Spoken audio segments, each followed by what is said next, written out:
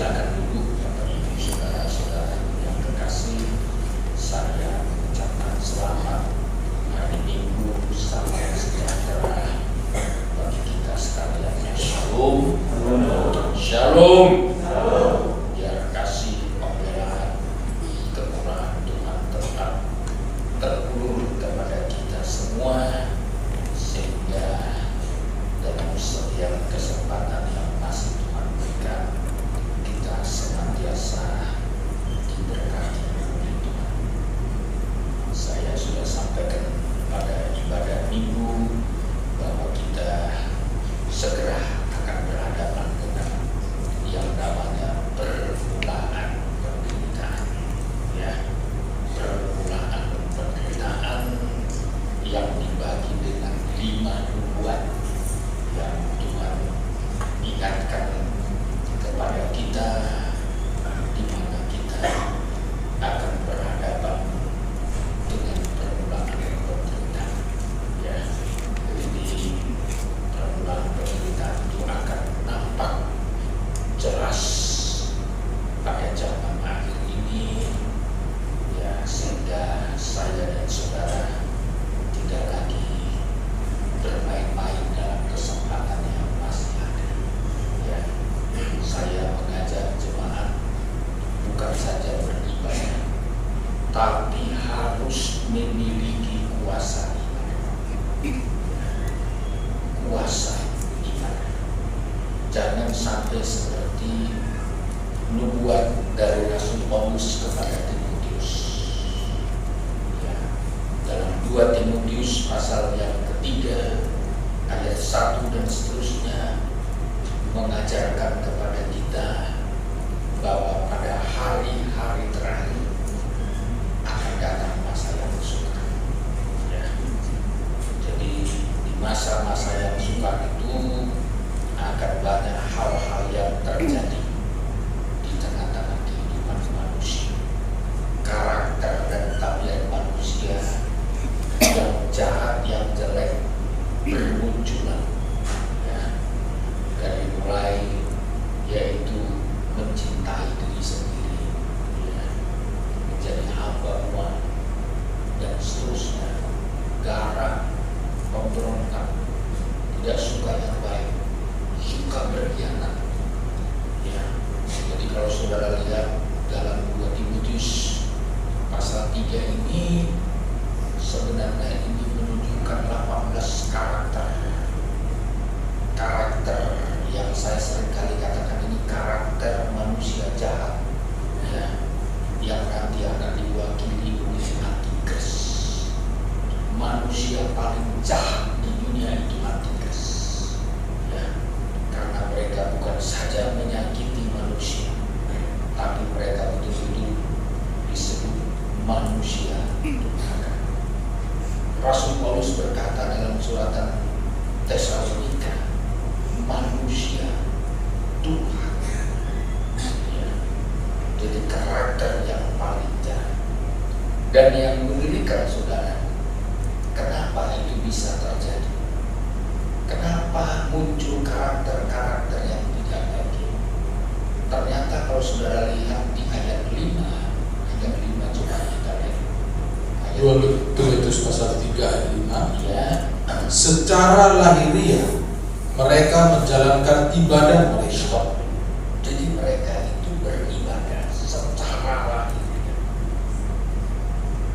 bahkan masuk gereja, ya, bahkan mungkin menjadi pelayan di dalam gereja, ya. Tapi sayang sekali, ya, mereka tidak memiliki kuasa dalam ibadah itu. Sekali lagi Pak, Secara lahiriah mereka menjalankan ibadah mereka, ya. tetapi pada hakikatnya mereka memungkiri kekuatannya. Jauhilah mereka itu. Ayat 5, ya. Ya. Jadi mereka memungkiri kekuatannya, ya. Ibadah tapi tidak memiliki kuasa ibadah, ya. Jadi saudara, kalau kita beribadah hari-hari ini harus dibarengi dengan kuasa ibadah. yang disebut kuasa ibadah. Ibadah itu membawa perubahan hidup yang lebih baik, yang lebih rohani, ya, yang lebih tekun. Karena itulah fungsi ibadah kita. Ya. Kalau enggak, 18 karakter ini akan masuk. Ya. Hanya saudara, kalau saudara lihat 18 karakter ini ngeri sebenarnya. Coba kita lihat dulu, ya, ayat 2 dulu, Ayat 2.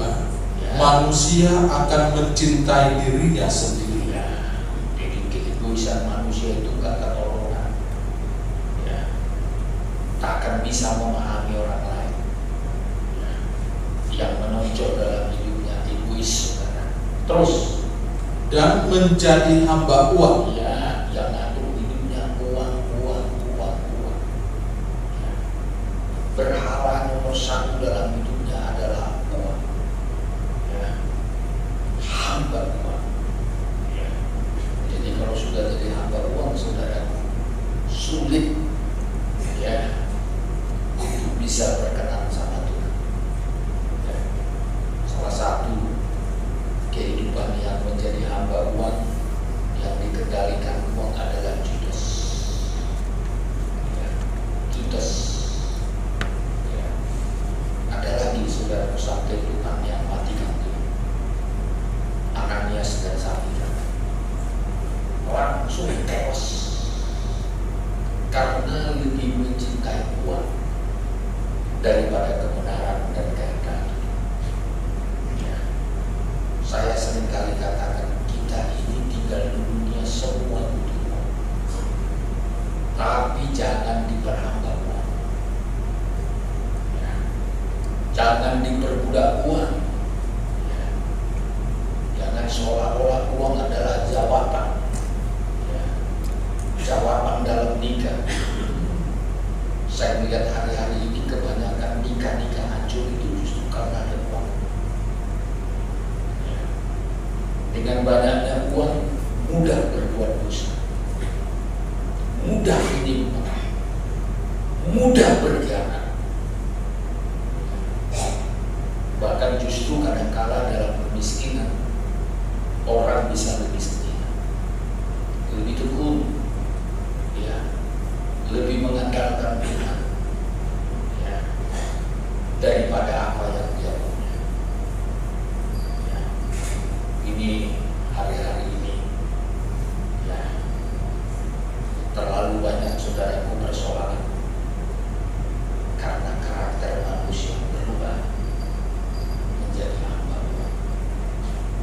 Bahkan mereka menjadi pembuat, menyombongkan diri, menjadi memfitnah, ya. Mereka berontak kepada orang tua, tidak tahu, tidak memperdulikan agama, terus Tidak tahu mengasihi. tidak tahu, terus kan Tidak mau berdamai. tidak mau berdamai, terus Suka menjelekkan orang. ya, terus Tidak dapat mengekang diri. terus Garang. ya, Tidak suka yang baik. ya, terus Suka mengkhianat. terus Tidak berpikir panjang. ya, Berlagak tahu. Lebih menuruti hawa nafsu daripada menuruti Allah. ya. Kalau kita hitung semua jumlahnya 18 karakter. 18 karakter manusia zaman akhir. Manusia yang akan jahat bertambah jahat. Namun saya mau mengajak kita, mari miliki kuasa ibadah yang mampu mengubah kita. Kalau ada kuasa ibadah, kita akan lepas dari 18 karakter. Ya. Karena ibadah berkuasa mengubah. Amin. Ibadah saudara berkuasa mengubah saudara.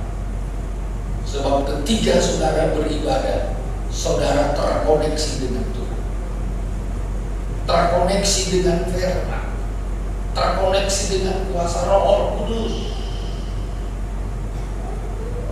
sehingga Tuhan pasti mengubah kehidupan tentu saudara, kuasa ibadah inilah mempersiapkan kita menghadapi permulaan penderitaan. Ini yang sangat kita perlukan hari-hari. Minggu yang lalu saya sudah menyampaikan 5 nubuat tentang permulaan penderitaan. Yang pertama, nubuat yang pertama adalah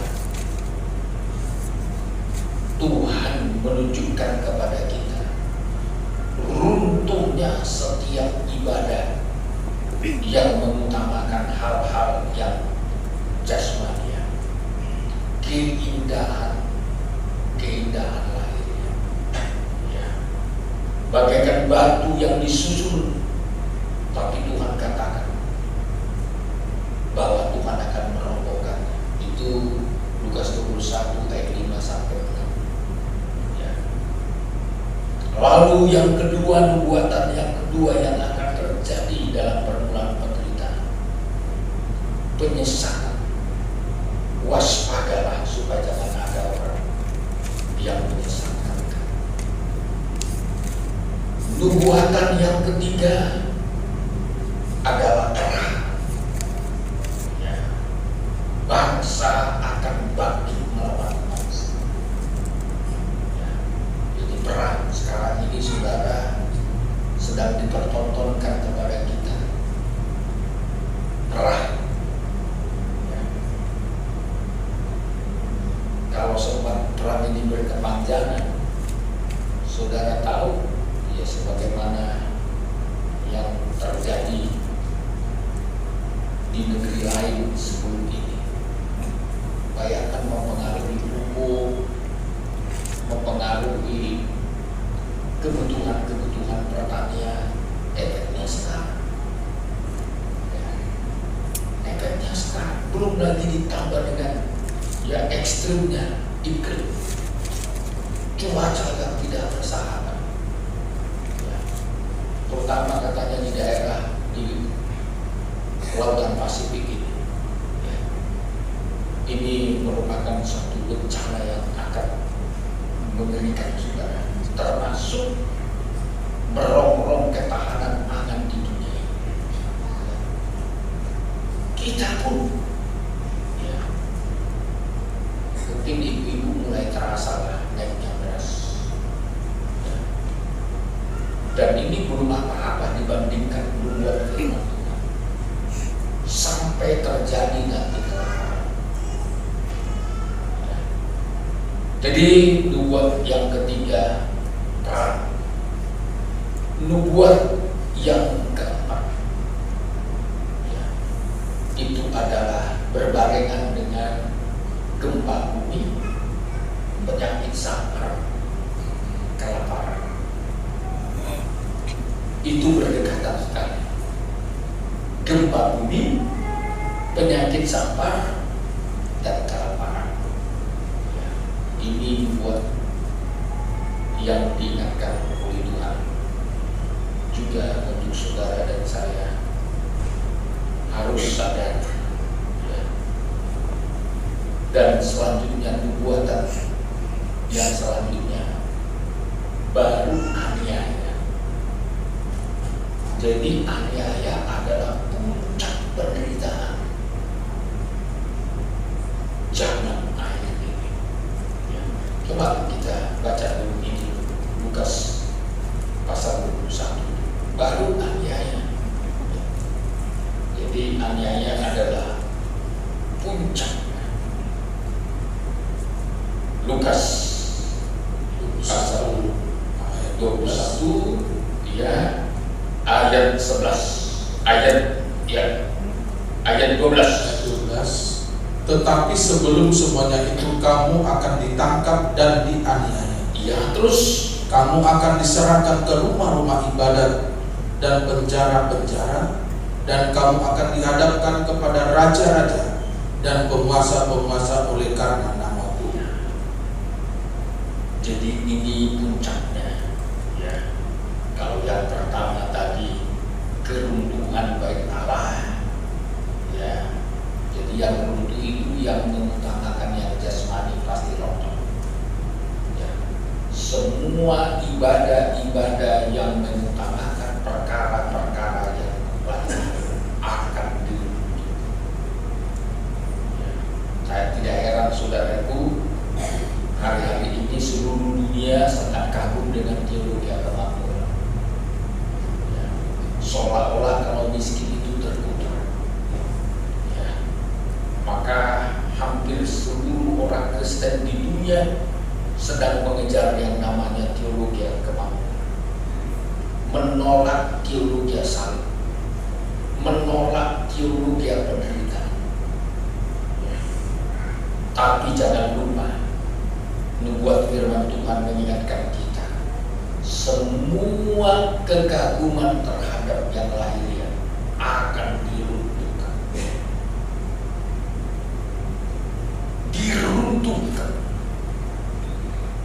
Maka saya mau mengajak jemaat punya persiapan menghadapi permulaan penderitaan ini, biar jangan runtuh. Tentu runtuhnya bukan bangunan jasmani yang maksudnya di sini, bangunan rohani kita. Rohani kita jangan runtuh. Jangan sampai kita kehilangan apa yang menjadi tujuan Tuhan. Jangan Tuhan meninggalkan kita, karena kitalah bait Allah, Roh Allah diam dalam kita. Jadi saudara, nubuat demi nubuat ini sampai puncaknya nubuat yang kelima, datangnya aniaya. Ini nggak bisa tidak, harus terjadi. Walaupun katanya ini belum kesudahannya, belum. Ini masih permulaan dari penderitaan. Jadi kita masih ada di dunia ini waktu ini terjadi. Saudara belum terangkan. Saudara masih berhadapan dengan kelaparan. Saudara harus berhadapan dengan penyakit sampah. Saudara masih berhadapan dengan gempa bumi. Saudara berhadapan dengan perang. Saudara berhadapan dengan aniaya. Ini kita masih di sini, belum pengangkatan.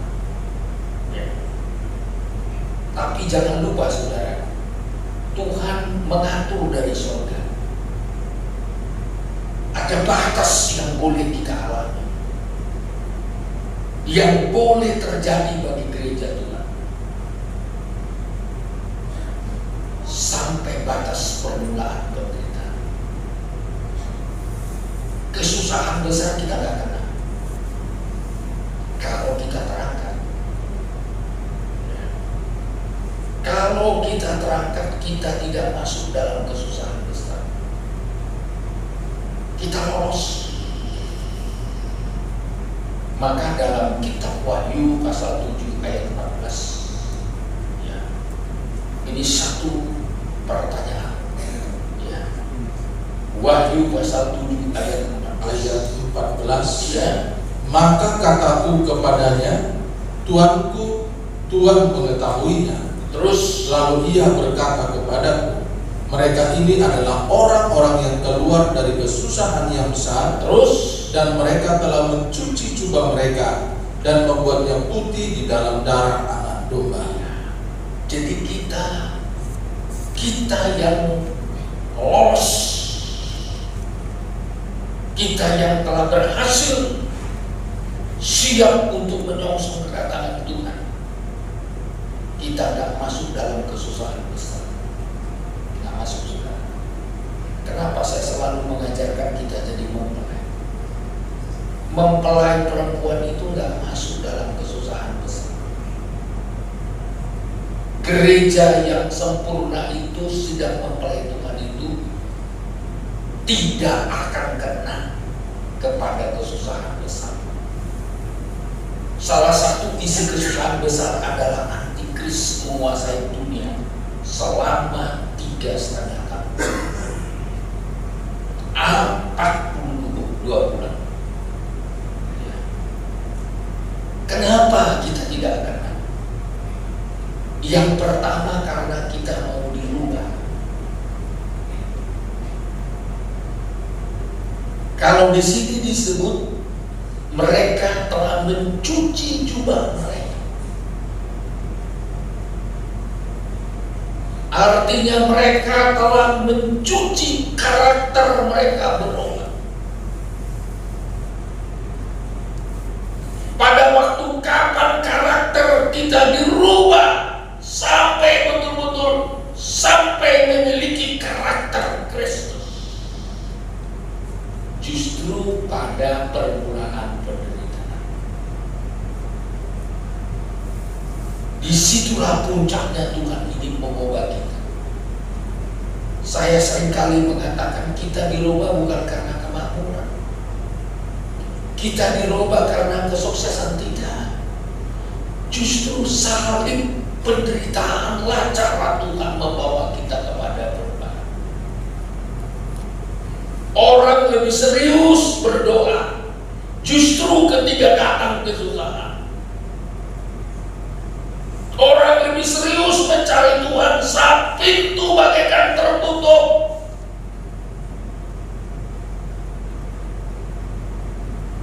Tapi seringkali manusia doanya salah. Tuhan, aku akan berubah kalau aku udah kaya.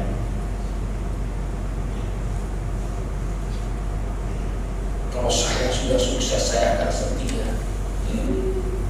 Lagu lama. Saya banyak melayani jemaat dulu. Kadang saya berkecewa melihat jemaat. Waktu susah, miskin, waduh. Belum saya ngomong dan nangis. Belum ngomong saya.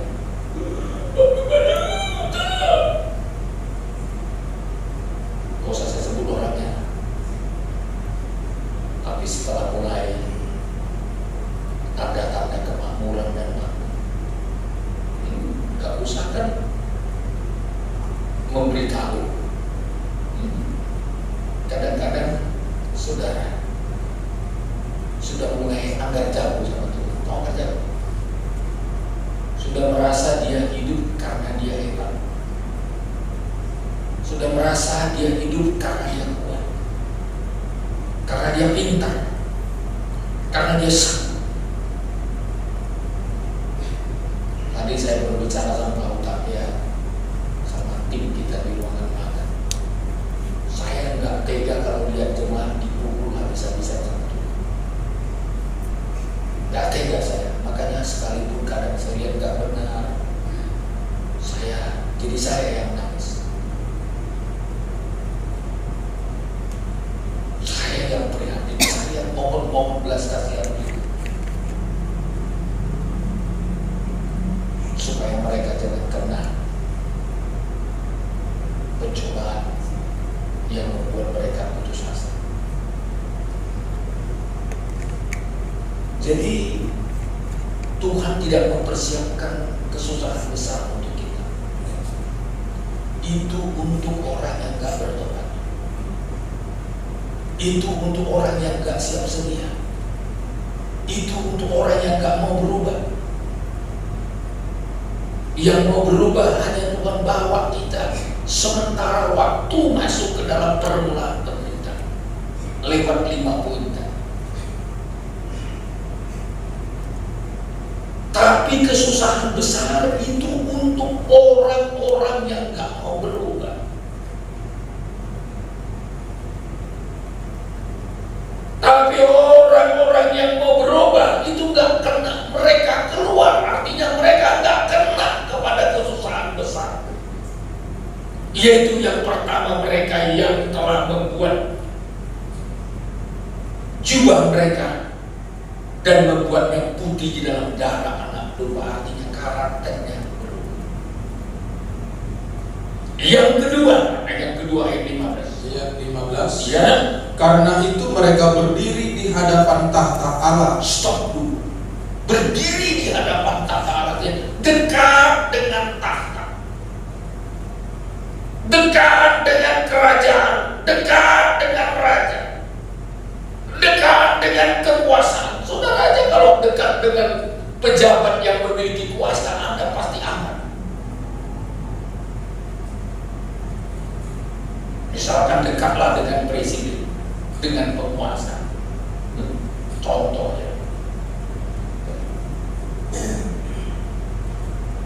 dengan penyelenggara pemerintah.